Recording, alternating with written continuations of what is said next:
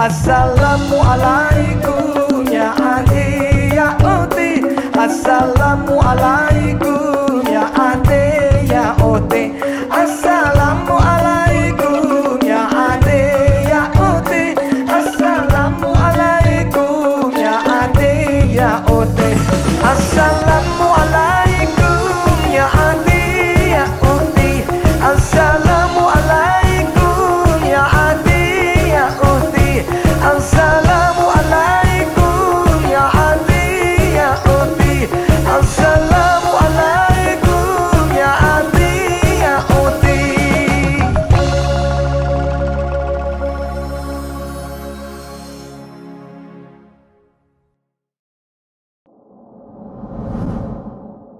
Assalamualaikum warahmatullahi wabarakatuh.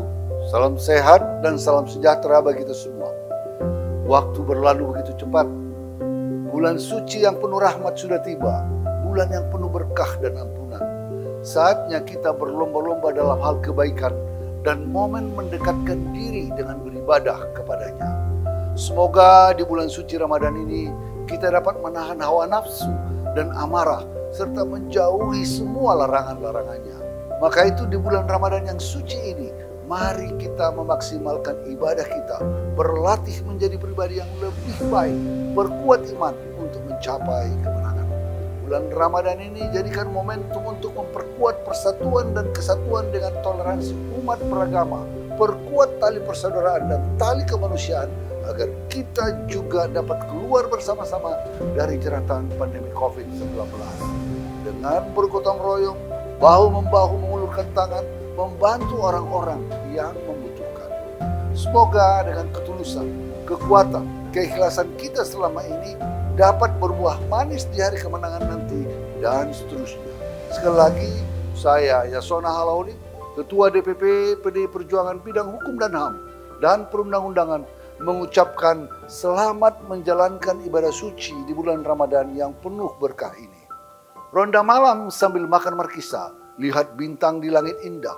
Saat ini kita berpuasa, semoga kita semua mendapat berkah. Wallahul muwaffiq ila aqwamit thoriq. Wassalamualaikum warahmatullahi wabarakatuh. Merdeka!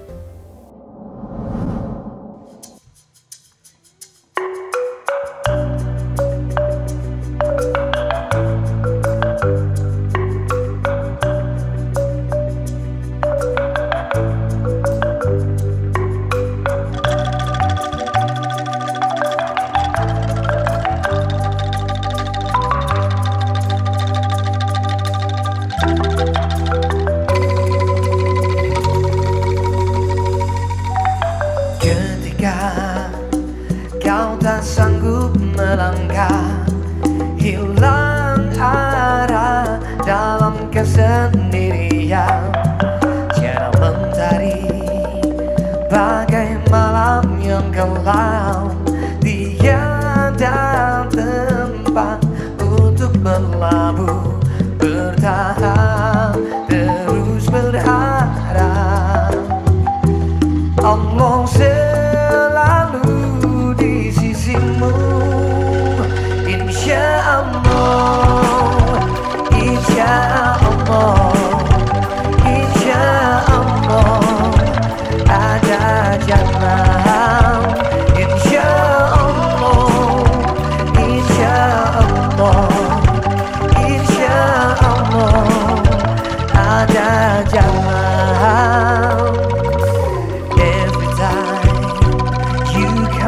One more mistake, you feel you can't rebound, and that's the way to land.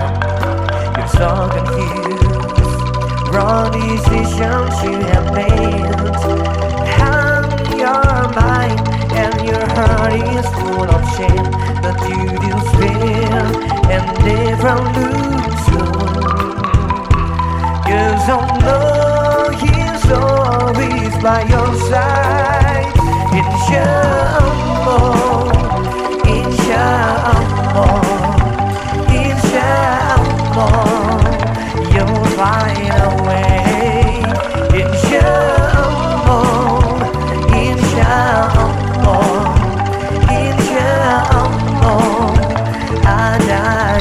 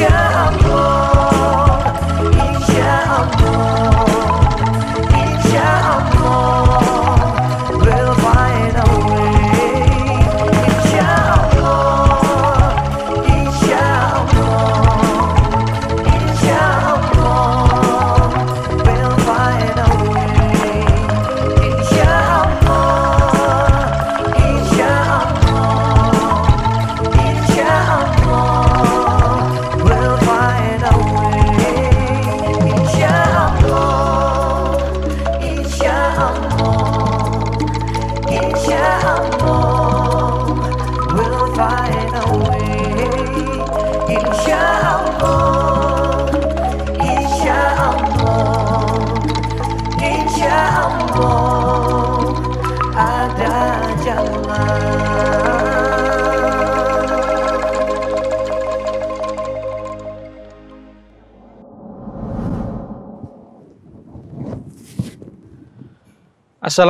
warahmatullahi wabarakatuh.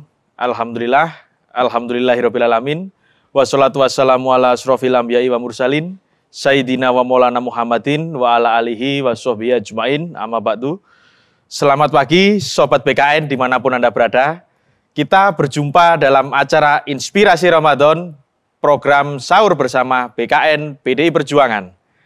Pada program sahur kali ini, sambil sobat sekalian menikmati santap sahur, kita akan berbincang dan menimba ilmu mengenai sejarah perkembangan Islam di Nusantara dan mengangkat pemikiran tokoh-tokoh yang berperan strategis dalam proses dakwah dan syiar Islam yang mengedepankan nilai rahmatan lil alamin, cinta kasih, serta mengedepankan nilai kebangsaan.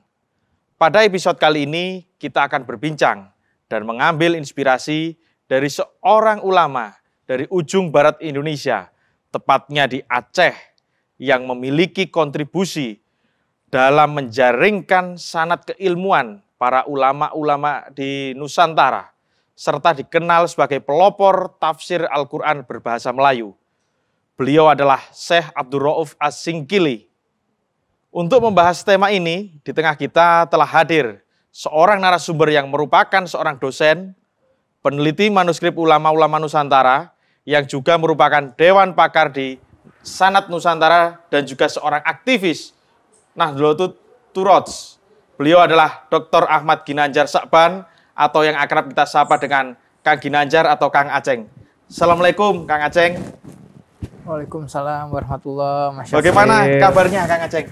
Alhamdulillah baik, Pak Syafril, apa kabar? Alhamdulillah masih diberikan kesehatan di tengah kondisi yang masih seperti ini. Alhamdulillah, bersyukur terus kita ini. Alhamdulillah. Terima kasih atas kehadiran. Sami-sami. Masih berkenan hadir di tengah-tengah BKN PDI Perjuangan, Kang Aceng. Ternuhun. Ya. Sobat BKN dimanapun Anda berada, sebelum kita akan mempelajari, akan membahas terkait dengan keteladanan Syekh Abdul Rauf As-Singkili, mari kita saksikan terlebih dahulu cuplikan video profil berikut ini. Syekh Abdul Rauf bin Ali As-Singkili. Syekh Abdul Rauf bin Ali As-Singkili merupakan ulama asal Nusantara kelahiran Singkil, Aceh pada tahun 1024 Hijriah atau 1615 Masehi. Beliau merupakan seorang ulama yang berpengaruh besar dalam penyebaran agama Islam di Sumatera, Melayu, dan Nusantara pada umumnya. Dialah penerjemah Al-Quran pertama ke dalam bahasa Melayu, yakni Tarjuman Al-Mustafid. Namanya juga dikenang sebagai sastrawan, sufi, dan guru yang karismatik bagi para pendakwah Islam dari generasi berikutnya. Mereka kemudian menyebarkan agama ini ke berbagai penjuru Nusantara. Pada tahun 1693 Masehi, Syekh Abdul Rauf menghembuskan nafas terakhir. Jasadnya dimakamkan di dekat muara Sungai Aceh, tepatnya pada samping masjid yang dibangunnya di Kuala Aceh, Diyah Raya, Kecamatan Kuala, sekitar 15 km dari Banda Aceh. Di antara guru-guru Syekh Abdul Rauf bin Ali As-Singkili ialah Syekh Ali As-Singkili, Syekh Nuruddin Al-Raniri, Syekh Burhanuddin Ibrahim Al-Madani, Syekh Ibrahim bin Abdullah Jam'an, Syekh Abdul Qadir Maurir, dan lain-lain. Beliau melahirkan murid yang pada kemudian hari menjadi ulama besar berpengaruh di wilayahnya, seperti Syekh Burhanuddin Ulakan, Sumatera Barat, Syekh Nur Qadim Al-Baharudin, Sumatera Selatan, Syekh Abdul Muhyi Pabijahan, Tasikmalaya, dan lain sebagainya. Beliau juga menyebarluaskan Thoriqah Satoriyah untuk mengurangi dominasi pemahaman tasawuf falsafi dan faham wahdatul wujud. Beliau membangun Rangkan atau Balai Daya sebagai pusat keilmuan Islam di muara Sungai Aceh yang dekat dengan wilayah pusat kerajaan Aceh waktu itu. Sepanjang hayatnya, Syekh Abdul Rauf telah menghasilkan puluhan karya tertulis. Di samping Tarjuman Al-Mustafid, ada pula buku-buku lain yang ditulisnya berkenaan dengan bidang fikih, hadis, tauhid, dan tasawuf. Sobat BKN sekalian dimanapun Anda berada, kembali lagi bersama kami dalam episode Inspirasi Keteladanan Syekh Abdul Rauf Singkil bersama Kang Ginanjar Sakban. Langsung saja, ada beberapa hal yang perlu kita ulas, kita diskusikan, perlu juga kemudian dipaparkan oleh Kang Ginanjar terkait dengan Syekh Abdul Rauf As-Singkili. Dan sebelum kita masuk ke sosok Syekh Abdul Rauf Al-Singkili, Kang, ini saya ingin bertanya, sebenarnya bagaimana latar belakang sosial masyarakat pada masa itu di Aceh khususnya, Kang?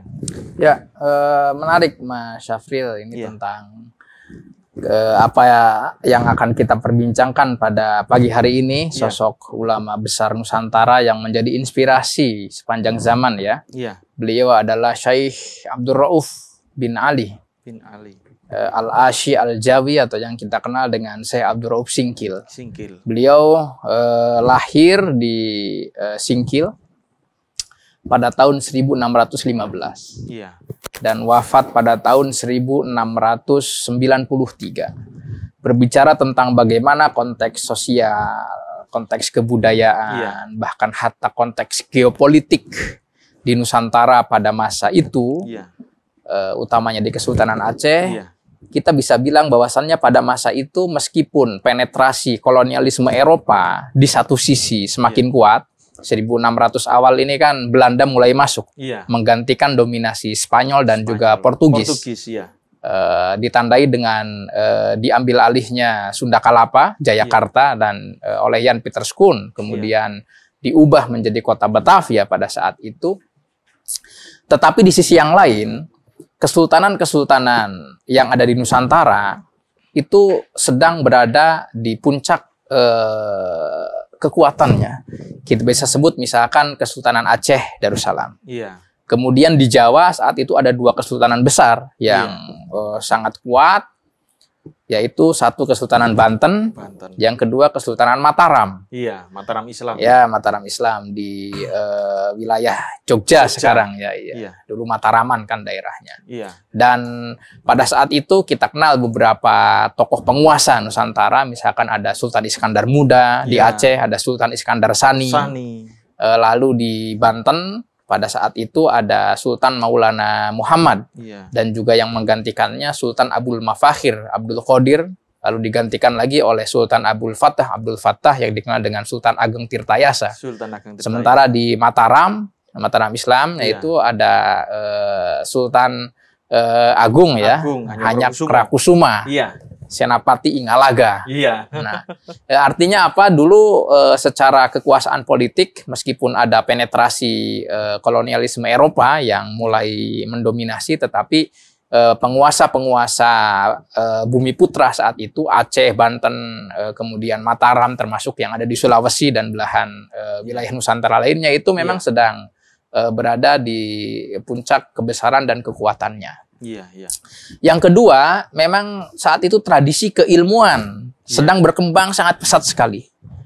Nah, kita bisa lihat misalkan di Aceh sendiri, pada masa Syekh Abdul Rauf Singkil itu lahir dan tumbuh besar, saat itu sedang terjadi dinamika pemikiran Islam yang gegap gempita. Ada dua arus pemikiran Islam besar yang ada di Aceh dan Nusantara secara umum yaitu kita bisa sebut arus yang diwakili oleh kelompok teosofis, tasawuf falsafi di sini. Di antara tokoh-tokohnya adalah Syekh Hamzah Fansuri. Lalu generasi berikutnya adalah Syekh Samsuddin Sumatrai. Mereka ini adalah tokoh-tokoh teosofis gitu tasawuf. Tasawuf yang memang bermuatan filsafat secara dalam gitu ya. Jadi bukan hanya tasawuf yang sifatnya etik belaka, tetapi tasawuf yang penuh dengan perenungan. Artinya kita bisa bilang mereka ini tasawuf yang akarnya bisa kita telusuri lewat sosok besar Ibnu Arabi. Ibnu Arabi. Lalu di arus yang lain itu terdapat kelompok yang dominasinya adalah ahli zahir ahli fikih. Kalau yang pertama tadi ahli batin ahli batin, yang ini ahli zahir atau ahli fikih. Nah, ini diwakili diantaranya adalah sosok seorang ulama di Aceh, tetapi asalnya dari India, dari Randir, Gujarat, yang kita kenal dengan Syekh Nuruddin Ar-Raniri. Nah, dua arus ini berdinamika, dua-duanya melahirkan banyak karya.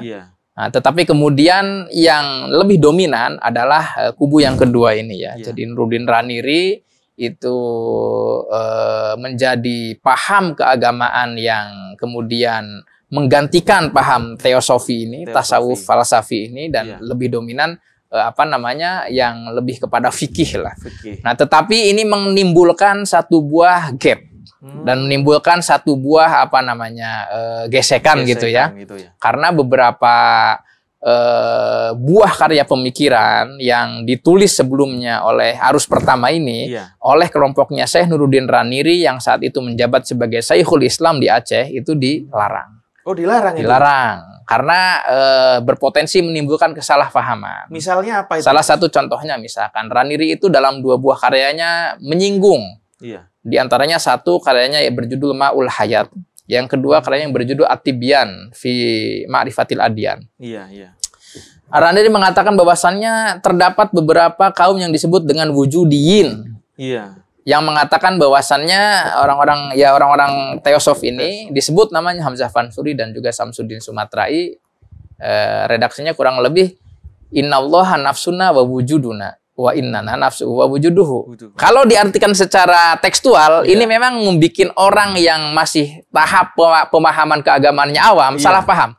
Artinya begini, innallaha nafsuna wa wujuduna. Allah itu adalah diri kita dan eksistensi kita. Wa nahnu, dan kita ini adalah nafsu wa wujuduhu, adalah diri Allah, diri Tuhan dan juga eksistensi Tuhan. Nah, pernyataan seperti ini dalam tradisi sufi itu disebut dengan syatohat. Dan memang permasalahan ini kemudian masih terus berkembang ya. Berkembang sampai akhirnya nanti ada jalan tengahnya, yaitu oleh Syekh Abdul Rauf Singkil. Jadi Syekh Abdul Rauf Singkil ini bagaimana mendamaikan antara arus pertama, arus tasawuf yang sangat mendalam, sangat kuat seperti itu, tasawuf falsafi, itu bisa berdampingan, berharmoni dengan yang lebih dominan fikih sentrisnya di sini. Nah, makanya kita bisa sebut Abdul Rauf Singkil ini sebagai sosok yang mengharmonikan dua arus yang semula ini lebih banyak vis-a-visnya. Artinya ini dipertemukan, diharmonikan, dan lahirlah satu arus pemikiran baru yang disebut dengan Neo-Sufisme Nusantara. Neo-Sufisme Nusantara. Artinya bagaimana fikih yang sifatnya formal, tekstual, itu bisa menerima ajaran-ajaran tasawuf yang sifatnya perenungan, sifatnya filosofis, dan sebaliknya, tasawuf yang filosofis ini juga tidak meninggalkan akar tradisi pemikiran fikih yang tekstual ini. Nah, ini yang mendamaikan dua arus besar ini adalah tokoh yang kita diskusikan saat ini, yaitu Syekh Abdul Rauf Singkil. Artinya kita kembali pada pertanyaan Mas Syafril tadi, kondisi sosial, konteks seperti apa, ya seperti itu. Dan bukan hanya terjadi di Aceh, tetapi juga terjadi di Banten misalkan. Di Banten misalkan, Abdul Rauf Singkil ini kan lahir tahun 1615. Pada tahun 1636, Sultan Banten keempat, yaitu Sultan Maulana Abul Mafakhir Abdul Qadir, putra daripada Sultan Maulana Muhammad, putra daripada Sultan Maulana Yusuf, putra daripada Sultan Maulana Hasanuddin, artinya generasi keempat dari pendiri Kesultanan Banten, itu mengirimkan 3 orang duta besar ke Mekah, ke Timur Tengah, untuk bertemu dengan penguasa Makkah saat itu namanya Syarif Zayed, dan juga bertemu dengan ulama sentral dunia Islam yang mengajar di Mekah namanya Syekh Muhammad bin Alan As-Siddiqi, untuk berkonsultasi, menanyakan dan mengkonsultasikan hal-hal yang berkembang di Kesultanan Banten terkait masalah keagamaan, politik tata negara, etika, sekaligus diskursus tasawuf falsafi ini.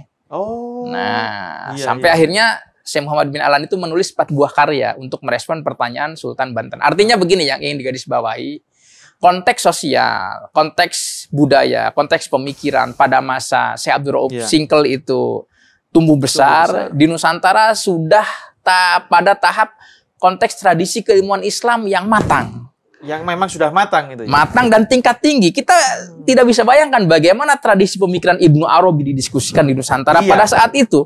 Bagaimana tradisi pemikiran insan kamilnya Ibnul Farid dan Al-Jili itu sudah didiskusikan di Banten. Insan kamil ini kan terma sufistik.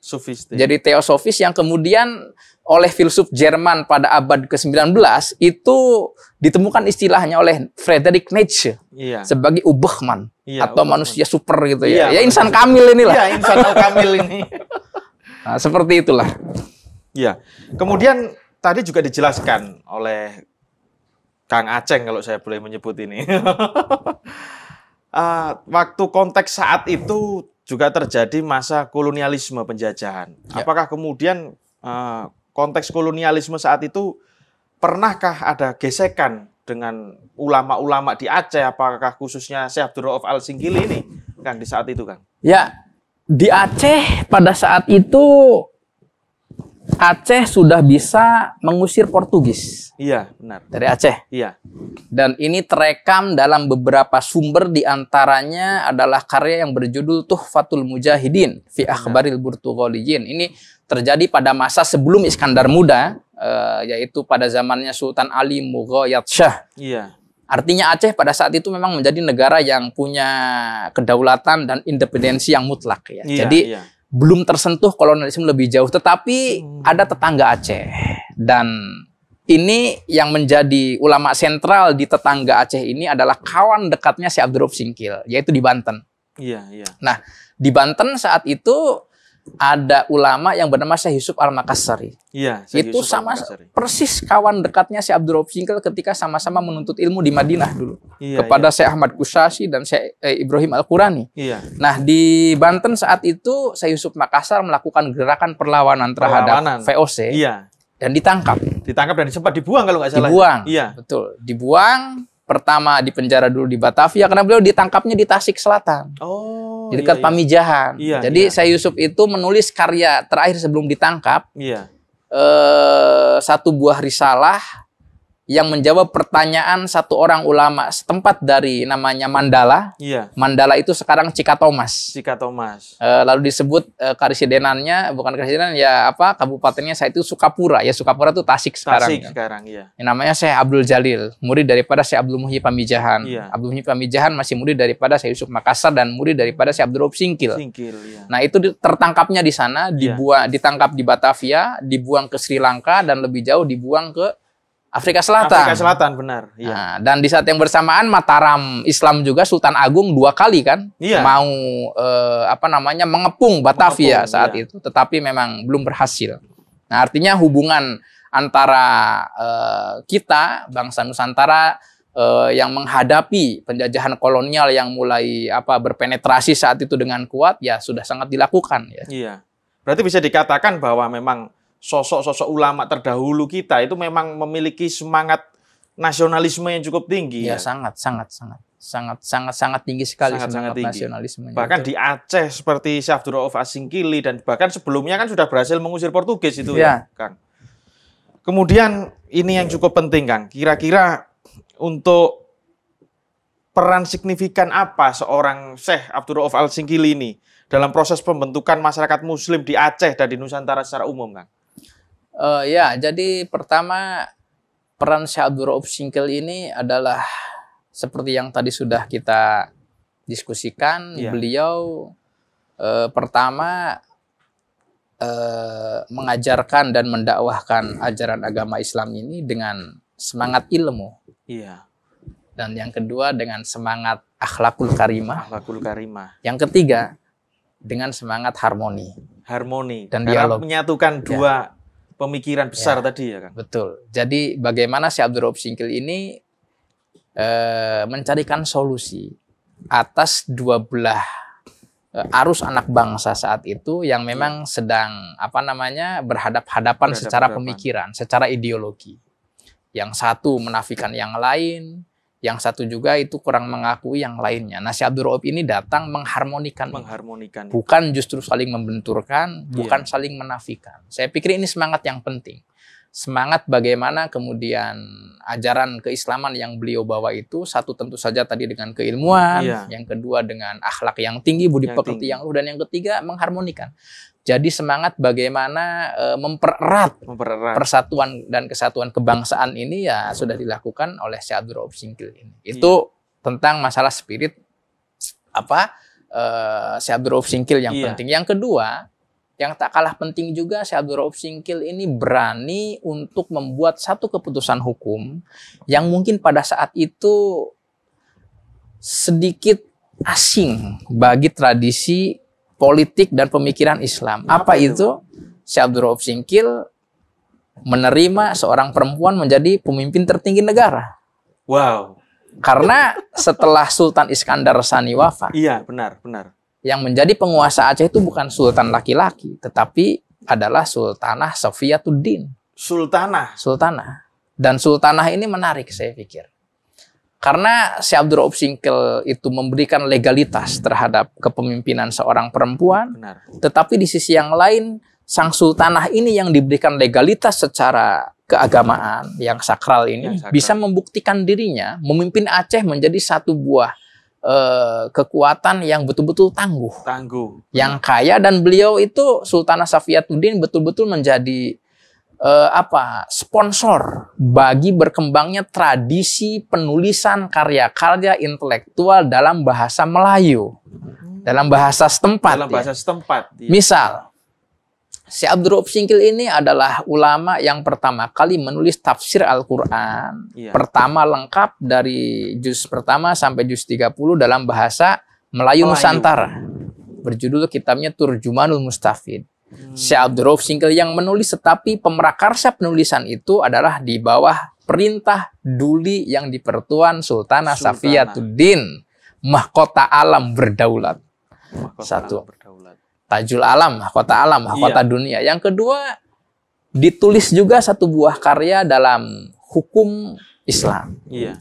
Dalam bidang jurisprudensi muamalah di sini, yaitu kitab berjudul Mir'atut Tullab. Syekh Abdul Rauf Singkil tulis ini atas prakarsa Sultanah Safiyatuddin di sini. Nah, ini menarik ya.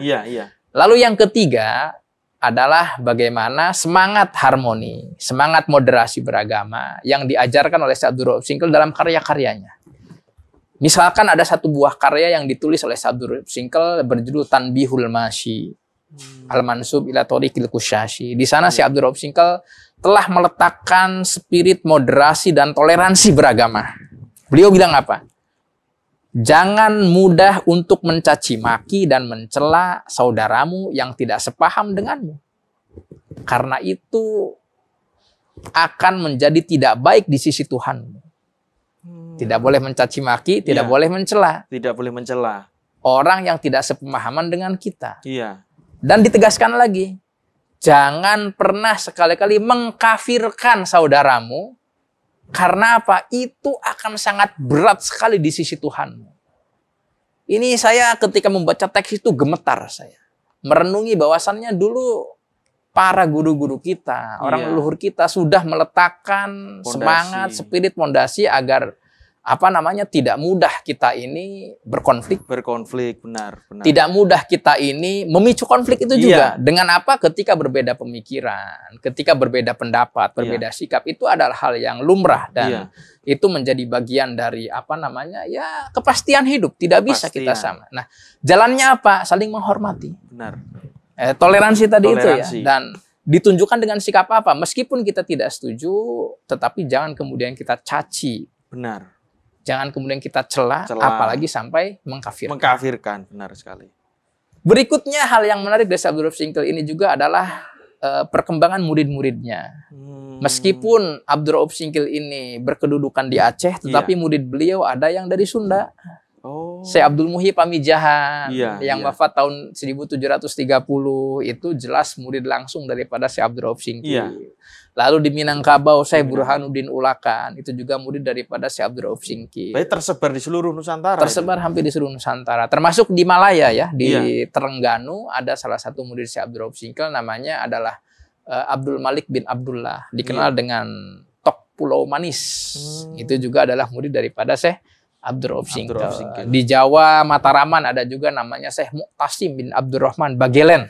Bagelen ya. Bagelen itu tercatat dalam beberapa arsip dan manuskrip sebagai murid daripada Syekh Abdul Rauf Singkil. Luar biasa sekali apa yang disampaikan oleh Kang Aceng, bagaimana sosok seorang Syekh Abdul Rauf Al-Singkili beliau merupakan sosok ulama yang sangat luar biasa. Beliau mampu menjadi panutan bagi masyarakat di Aceh. Beliau mampu kemudian meletakkan pondasi mengenai toleransi antar umat beragama. Bagaimana kemudian juga beliau mampu mengharmonisasi antara dua kutub yang berseberangan waktu itu di Aceh.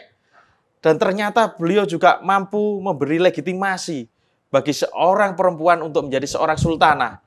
Ini hal yang sangat luar biasa.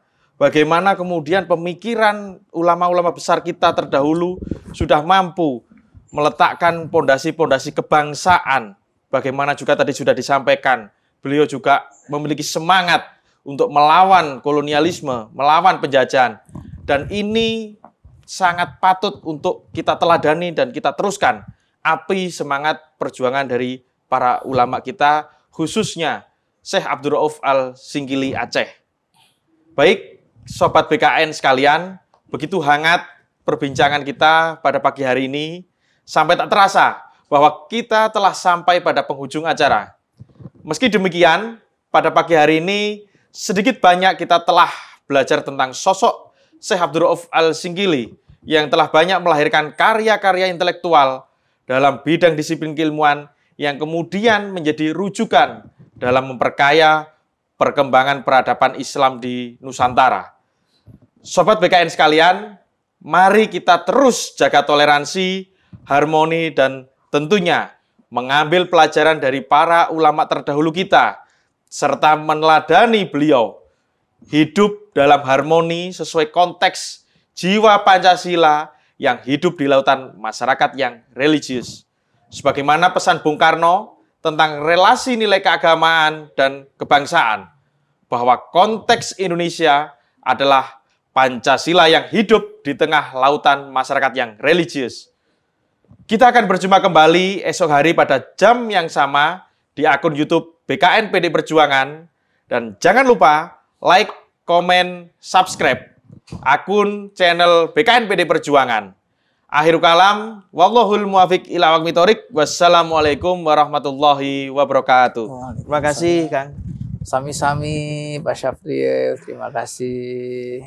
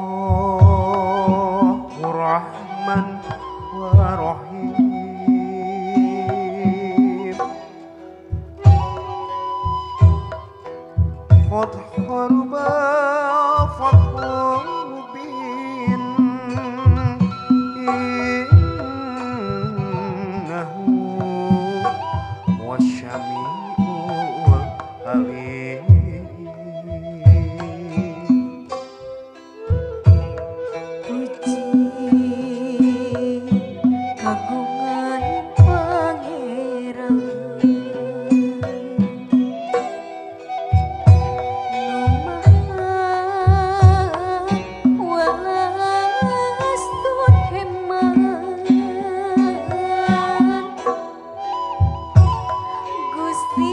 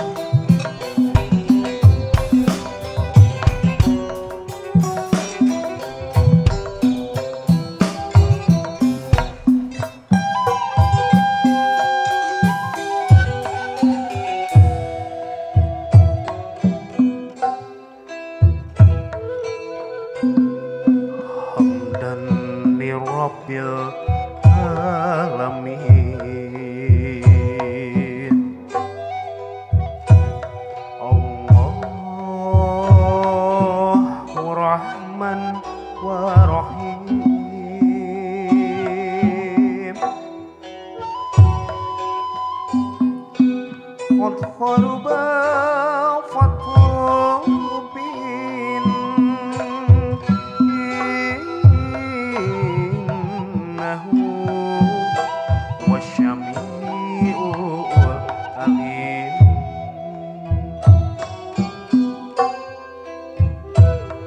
Puji kagungan pangeran nu maha welas tur hemat